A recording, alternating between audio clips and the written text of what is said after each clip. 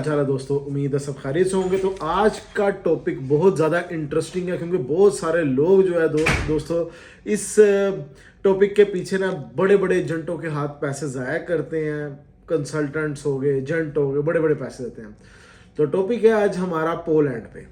Poland पे पूरी बात करेंगे। पोलैंड का वीज़ा कैसे ले सकते हैं, क्या तरीकाकार है, हर चीज़ इसके बारे में आज बताऊंगा।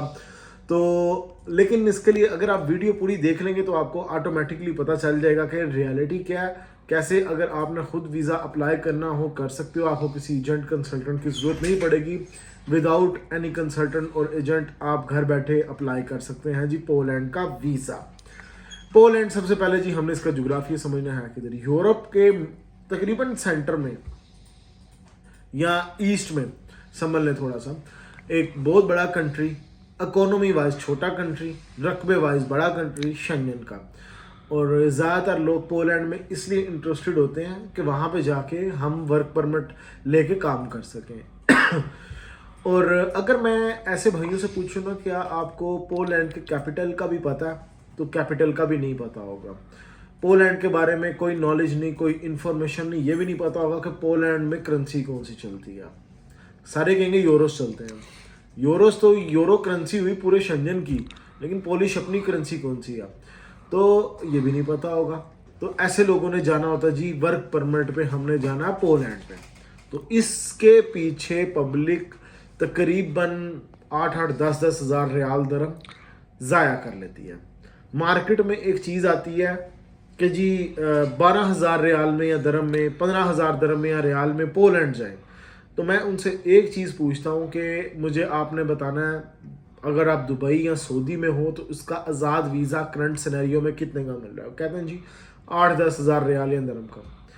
तो मैं कहता हूँ अगर 8-10 हज़ार दरम या रियाल का वीज़ा मिल रहा है जिसमें काम भी कोई नहीं करना, हाउ इट्स पॉसिबल कि आप यूरोप जाने लगे हो 12-15 हज़ार रुपये में, जिसमें काम भी आपने करना है। और फिर ये लोगों को जाके एजेंटों को या कंसल्टेंट्स को फीस पे कर रहे होते हैं 2-4 हज़ार रुपये एडवांस में। फिर वर्क परमिट आता है 2-4 हज़ार रुपये, तब फिर उसके बाद कहा जाता है कि जी वर्क परमिट लगने के, वीज़ा लगने के बाद साल 1.5 साल अपॉइंटमेंट ही नहीं होती। इसमें लोग फंस जाते हैं। तो ये एक चीज़ है। तो मैंने जो बात करनी, मैंने करनी है टूरिस्ट वीज़ा पे। मेरा कभी टॉपिक नहीं है ये पोलैंड शोलैंड, और मैंने आज तक पोलैंड पे वीडियो नहीं बनाई। लेकिन चूँकि मुझसे क्यूरीज आती है, मुझे बहुत सारी पोलैंड की हैं इससे रिलेटेड, तो मैंने सोचा मैं आपको खुद ही बता दूं कि भाई आपने करना है कर लो, क्या हिसाब है क्या नहीं है, वहाँ पे अर्निंग क्या। तो जी पोलैंड में अगर आप जाके अर्निंग करते हैं दोस्तों, वहाँ पे अगर फर्स्ट ऑफ ऑल किसी भी तरीके से आपने वर्क परमिट ले लिया, पहुँच भी गए, जो आपको जो सैलरी भी लग रही है ना वो तकरीबन 500-700 यूरो के करीब जाके सैलरी लगी। कोई इतना अमीर कंट्री नहीं है पोलैंड। पोलैंड जो है वो यूरोप का गरीब तरीन कंट्रीज़ में से एक कंसीडर किया रहता है। लाइक रोमानिया हो गया, पोलैंड हो गया, बल्गारिया हो गया, या फिर अगर हम लैटविया को देखें, एस्टोनिया को देखें, लिथुआनिया को देखें, तो ये वो कंट्रीज़ हैं जो इनके इंतहाई गरीब तरीन कंट्रीज़ में से एक कंसीडर किया जाता है शेंजन में। जो शेंजन के अमीर कंट्रीज़ हैं उनमें आता है जर्मनी, फ्रांस, नेदरलैंड्स, ये कंट्री, स्विट्ज़रलैंड, जिन्होंने पूरे शेंजन को पूरे शेंजन का बोझ जिन्होंने उठाया हुआ वो ये कंट्रीज़ हैं। इन्हीं में पैसा है। अब लोग कहते हैं जी लग्जमबर्ग बड़ा अमीर मुल्क है, बहुत अमीर है जी। इतना अमीर है किसी ने नाम नहीं सुना आज से 2 साल पहले तक।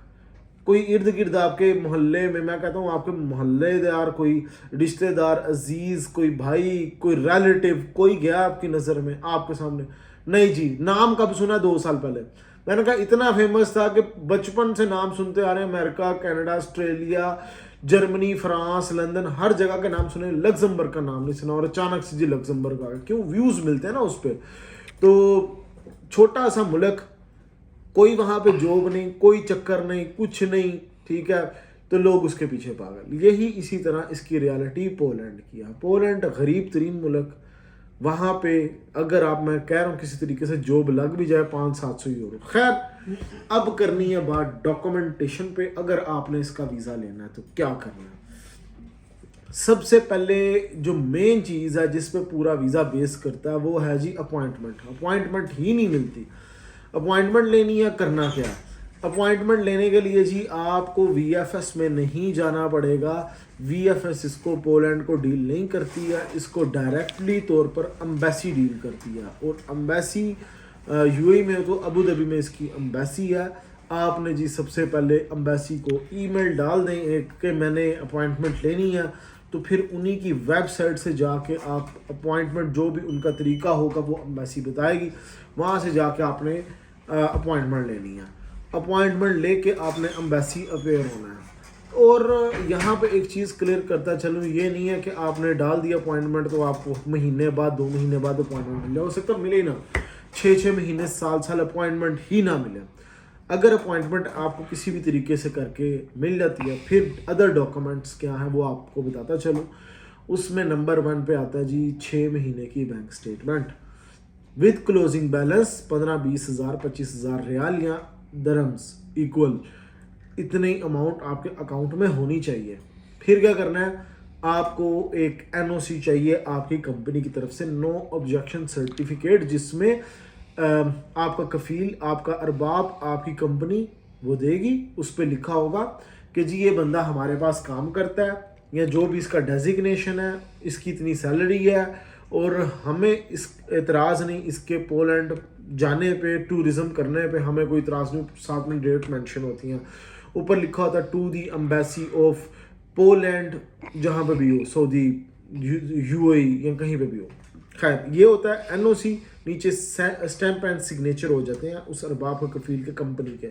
जो बंदे इन्वेस्टर पार्टनर होते हैं, बिजनेसमैन होते हैं, वो अपना सीआर, ट्रेड लाइसेंस वगैरह साथ में अटैच करते हैं और इन डॉक्यूमेंट्स के साथ शामिल कर देते हैं। अब आती है नंबर 3 पे होटल बुकिंग। होटल बुकिंग आपने करनी है, अगोडा से कर लें, booking.com से कर लें, ये आपने सिंपल कर लेनी है। फिर आपने फ़्लाइट रिजर्वेशन करनी है, फ़्लाइट रिजर्वेशन भी होगी। प्लान्स आपने 5-7-8 दिन का मैक्सिमम रखें, इससे ज़्यादा प्लान मत रखें बड़ा, अगर फर्स्ट टाइम आप शेंजन जा रहे हो। उसके बाद आपने करना है फॉर्म आपने फिल करना है, जिसमें डिटेल्स होंगी, आपकी पर्सनल डिटेल, आपकी फैमिली डिटेल, आपकी वर्क डिटेल, फिर आपका होम एड्रेस, कंपनी एड्रेस, पहले आप शेंजन में गए नहीं गए, इस तरह का फॉर्म होता है। लास्ट पे आपने सिग्नेचर करने होते हैं। फॉर्म फिलिंग भी हो गया, अपॉइंटमेंट भी हो गई है, होटल बुकिंग, फ्लाइट रिजर्वेशन भी हो गई है। अब आनी है ट्रैवल इंश्योरेंस। आपने करनी है ट्रैवल इंश्योरेंस, ऑनलाइन आप कर लें, 60-70 दरम या रियाल लगेंगे उसकी, या 100 के अंदर कह सकते हो। उसकी आपने एक इंश्योरेंस कर लेनी है। फिर आपने एक एक आपने कवर लेटर लिखना है, जिसमें आपने डे बाय डे प्लान देना है। कवर लेटर में आपने लिखना है जी मैं पोलैंड क्यों जाना चाह रहा हूँ, मैं क्यों इंटरेस्टेड हूँ पोलैंड में। पहले आप मुझे ये बताएं कि जी आप शेंजन में आज तक नहीं गए हो, डायरेक्ट पोलैंड जाने लगे हो, क्यों आपने पोलैंड को चूज़ किया। ठीक है, ये एक बहुत बड़ा क्वेश्चन मार्क आ रहा था कि पोलैंड कोई इतना टूरिस्टिक पॉइंट तो है नहीं। टूरिस्टिक कंट्रीज़ में से Netherland, Germany, France, Italy, Spain, चेक रिपब्लिक, हंगरी, ये कंट्रीज़ कह सकते हो कि जी जो, या Switzerland top of the list tourism promote करने वाले कंट्रीज़ में से आते हैं। तो पोलैंड आपने कर लिया, तो आपने फिर उसको एक्सप्लेनेशन देनी है कि मैं यहाँ पे क्यों जाना चाह रहा हूँ। सिर्फ ये नहीं लिख सकते कि मैंने इन प्लेसेस पे विज़िट करना। अब मुझसे आप पूछोगे कि हम एक्सप्लेनेशन में क्या लिखें, ओ भाई आपने देनी है एक्सप्लेन कि जी मैं यहाँ पर टूरिज़्म के लिए जाना चाह रहा हूँ, तो मैंने यूरोप में ऐसी प्लेसेस नोट की, देखी जो मुझे पोलैंड में ज़्यादा अच्छी लगी, वो आपने देखनी है। खुद ऑनलाइन आप गूगल पे लिखें best places in Poland, best place in Warsaw, तो वार्शावा भी कहते हैं, वार्सा भी कहते हैं उसके कैपिटल को, सिटी को, तो आप वहाँ पे देख सकते हो सिंपल। तो आपने ये करने के बाद एम्बेसी जाना, पॉसिबल है कि वो आपका इंटरव्यू भी कर लें, 2-4 मिनट का इंटरव्यू करेंगे, दैट्स इट। उसके बाद आपको डेटेड वीज़ा लगा के दे देंगे पोलैंड। 15-20 दिन अपने पास पासपोर्ट रखेंगे और आपका पासपोर्ट पे वीज़ा लग के आ जाएगा। तो गाइज़ मैंने होपफुली काफ़ी सारी चीज़ें बता दी हैं पोलैंड के मुतालिक। अगर किसी भाई को फिर भी कुछ पूछना है कमेंट कर दे, मैं वीडियो बना दूंगा। तो गाइज़ नेक्स्ट वीडियो मिलूंगा, नए टॉपिक पर ख्याल रखें अपना, टेक केयर, अल्लाह हाफिज़। अच्छा दोस्तों, उम्मीद है सब खैरियत से होंगे। तो आज का टॉपिक बहुत ज़्यादा इंटरेस्टिंग है, क्योंकि बहुत सारे लोग जो है दोस्तों इस टॉपिक के पीछे ना बड़े बड़े एजेंटों के हाथ पैसे ज़ाया करते हैं। कंसल्टेंट्स हो गए, एजेंट हो गए, बड़े बड़े पैसे देते हैं।